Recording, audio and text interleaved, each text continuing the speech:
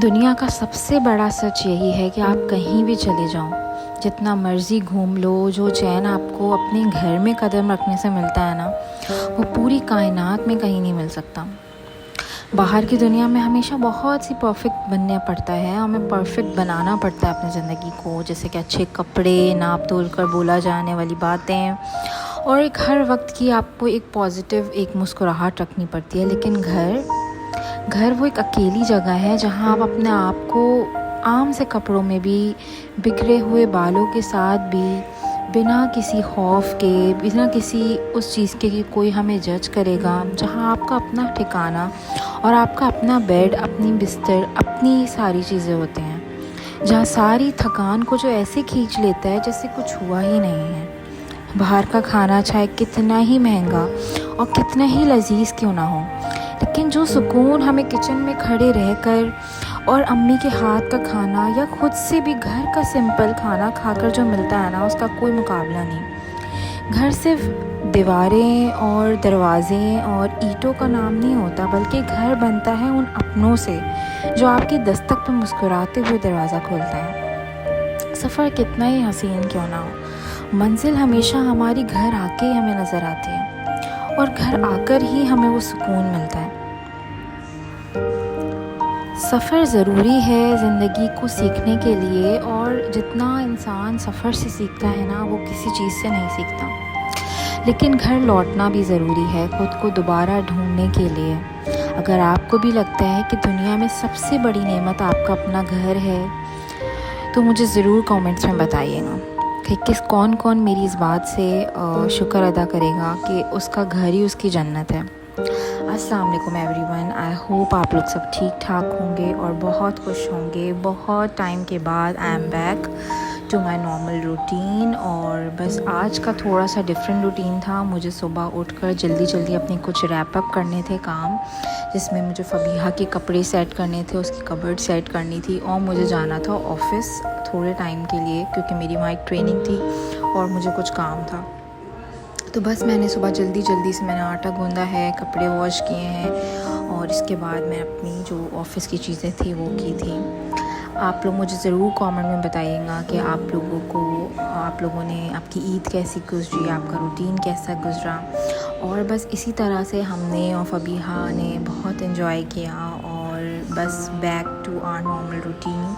ये मेरा एक सेशन था ऑफ़िस में, वो किया, और आज हमें जाना था कहीं और। So we were heading towards it, और बस रास्ता, आज मौसम बहुत ही खूबसूरत था और बहुत ही ज़बरदस्त हवाएं चल रही थी, जबकि अभी कुछ टाइम पहले गर्मियाँ बहुत थी। अभी भी गर्मी बहुत हो रही है, लेकिन ये शाम के time of the weather was so good, तो हमने बहुत ज़्यादा एंजॉय किया। आप लोग बताएं, आप लोग किस सिटी से बिलोंग करते हैं और आपका वेदर वहाँ पे कैसा चल रहा है। और बस फ़बीहा भी बहुत इन्जॉय कर रही थी, बहुत बड़ी एक्साइटेड थी, और आज कुछ बहुत ही ज़बरदस्त बनने वाला था। आप लोग ज़रूर कंप्लीट व्लॉग देखें तो आपको पता चलेगा।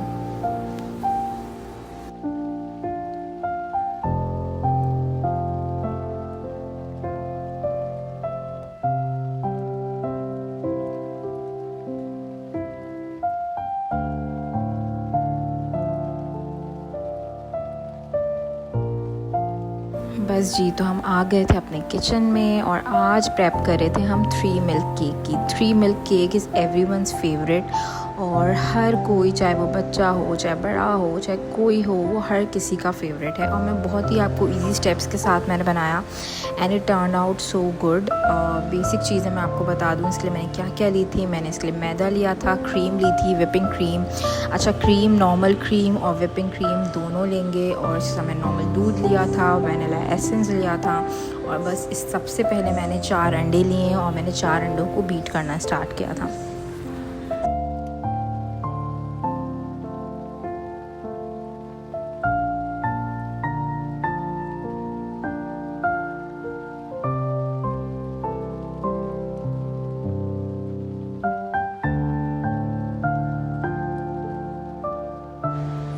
बस इसके बाद मैंने अंडों को इतना बीट किया, और या आप हायर स्पीड पे बीट करेंगे, अगर आप लो पे करेंगे तो वो सही से बीटिंग नहीं होगी। हमेशा जब आप बेकिंग के लिए अंडे को बीट करें तो हायर स्पीड पे करना है, और इतना करना है कि डबल इन साइज़ हो जाओ, बिल्कुल फ्लफ़ी हो जाए। तो बस वो बीट करके मैंने 1 कप जो है वो पिसी हुई चीनी ऐड कर ली थी, और उसको बहुत अच्छे से आपने जो है वो बीट करना है।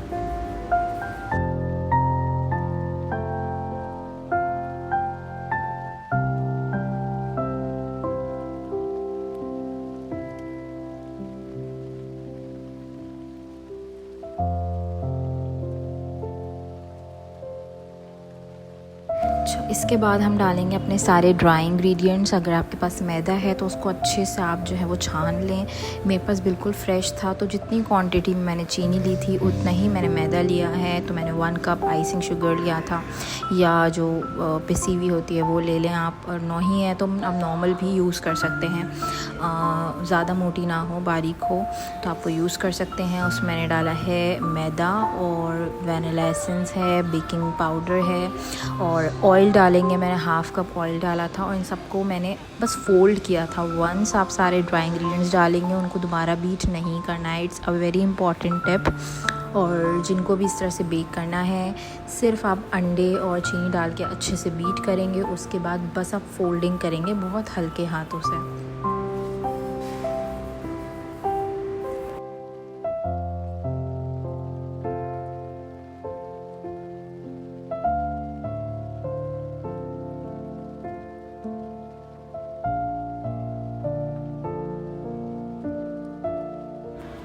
अच्छा, ये देखें, ये मेरा बैटर जो है बिल्कुल रेडी हो गया है। इसकी कंसिस्टेंसी भी आप लोग देख लें कि इसकी कंसिस्टेंसी कैसी है, और इसको जो है मैं बहुत अच्छे से मैंने इसको मिक्स कर लिया है। ये मैंने ऑयल ऐड किया है लास्ट में, और बस इसको मैं अच्छे हल्के हाथों से सेट होने रख दूँगी।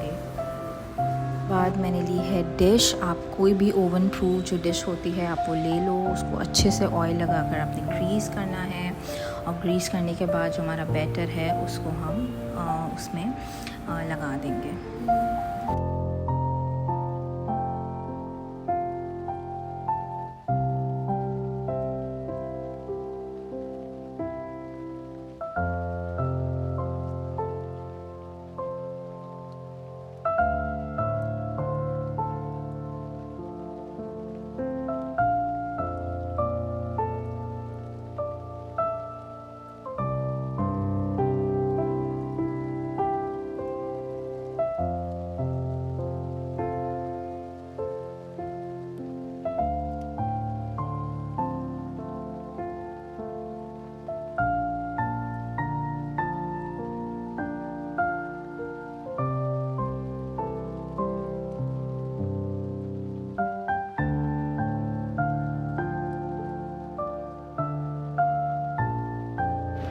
अच्छा, एक दफ़ा मेरा जब बैटर पूरा सेट हो गया तो हमें इसकी सेकंड लेयर बनानी थी।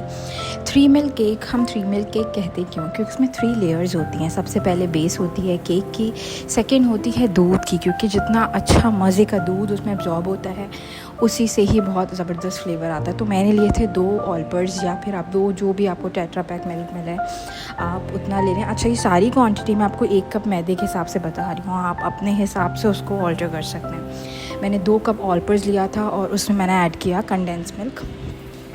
कंडेंस मिल्क मैंने तकरीबन जो है वो 6 to 7 स्पून्स डालें, और उसमें मैंने पूरा 1 टेट्रा पैक जो क्रीम का होता है वो ऐड किया था। चिल होने के लिए मैंने फ्रिज में रख दिया। देन मेरा जो थर्ड स्टेप था वो है विपिंग क्रीम का। मैंने विपिंग क्रीम ले ली थी तकरीबन, अगर आप यही वाला पैकेट यूज़ करेंगे तो आप हाफ़ पैकेट ले लो। उसमें मैंने थोड़ा सा कंडेंस मिल्क और एक्स्ट्रा स्वीट होने के लिए डाला था, और मैंने उसको अच्छे से बीट किया था हायर स्पीड पे, ताकि बहुत डबल हो जाए और फ्लफ़ी हो जाए। मेरी वंस तीनों चीज़ें डन हो जाएंगी उसके बाद मैं करूँगी उसकी लेयरिंग।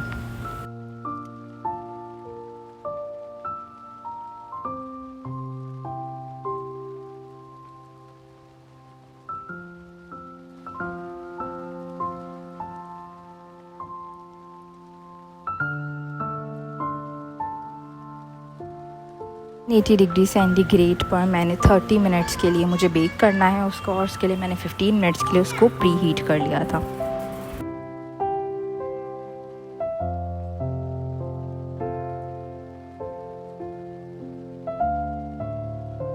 मैंने जो सेकंड लेयर बनाई थी वो मैंने देखे फ्रिज में उसको चिल होने के लिए रख दिए। इसकी ये कंसिस्टेंसी थी जिसमें मेरी क्रीम थी, कंडेंस मिल्क था और दूध था।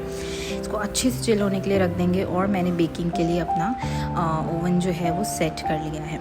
ठीक है, आपके पास अगर ओवन नहीं है आप स्टोव पे भी बना सकते हैं। आपके पास इलेक्ट्रिक ओवन नहीं है आप गैस के स्टोव पे भी बना सकते हैं, गैस के ओवन में भी बना सकते हैं। It's up to you.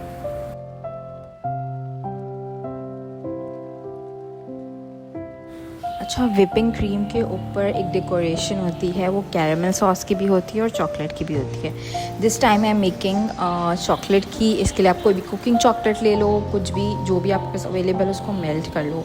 मेरे पास कुकिंग चॉकलेट नहीं थी, मेरे पास ये जो न्यूटेला और क्यूटेला चॉकलेट बॉक्स आती हैं बास्केट्स, मेरे पास वो थी। तो मैंने 2 to 3 जो है वो मैंने वो ले लिया। उसकी कंसिस्टेंसी बहुत थिक थी।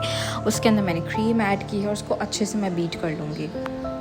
अगर आपको कैरेमल बनाना है तो आप क्या करोगे कि हाफ़ कप ले लो शुगर, डिपेंडिंग कि आपको कितना बनाना है। मैं आपको हाफ़ कप का बता रही हूँ। हाफ़ कप को आप बिल्कुल लो फ्लेम पे आप पैन में डालोगे और वो जब हल्की हल्की सी कैरेमलाइज होने लगेगी उसमें आप क्रीम ऐड कर दोगे, जस्ट मिक्स इट, और अपना फ्लेम बंद कर दोगे। उसको कूल डाउन करोगे, पाइपिंग बैग में डालोगे और उसको आप डिकोर कर लोगे। हमारा केक जो है मैंने इसमें इसी स्टेज पे चेक किया था और इट्स ऑलमोस्ट डन। और क्या ज़बरदस्त इसकी खुशबू आ रही थी। के बाद हमने पिज़्ज़ा की जो है वो टॉपिंग स्टार्ट कर दी थी। डो हमने पहले उसको स्प्रेड किया, उसके ऊपर पिज़्ज़ा सॉस, बारबेक्यू सॉस, और आपको जिस तरह का भी चाहिए, ज़्यादा स्पाइस चाहिए तो आप चिली फ्लेक्स ऐड कर लो, चिली गार्लिक सॉस, ये सब जिस तरह का भी आपको उसकी टॉपिंग पसंद है, बेस पसंद है, वो आप या यूज़ कर सकते हो। घर में भी बना सकते हैं। अगर आपको इसकी रेसिपी चाहिए so do comment, I will definitely share that with you all. और उसके बाद हमने सबसे पहले सॉस के ऊपर चीज़ डाली है, क्योंकि चीज़ से ये होता है कि बड़े मज़े का उसका फ्लेवर आता है। उसके ऊपर आप चिकन डालोगे। उसके बाद आप अपनी मर्ज़ी से, it can be mushrooms, olives, vegetables, जितनी पसंद है आपको वो ऐड कर लो। उसके ऊपर दोबारा आप टॉप करोगे चीज़ से।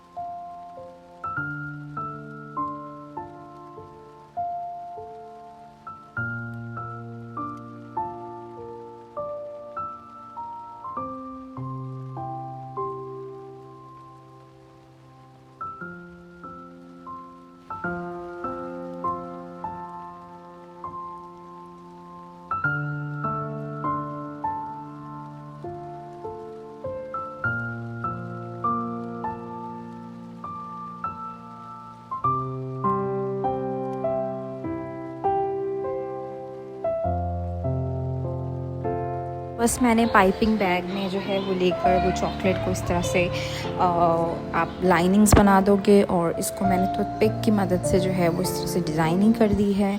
और बस ये थी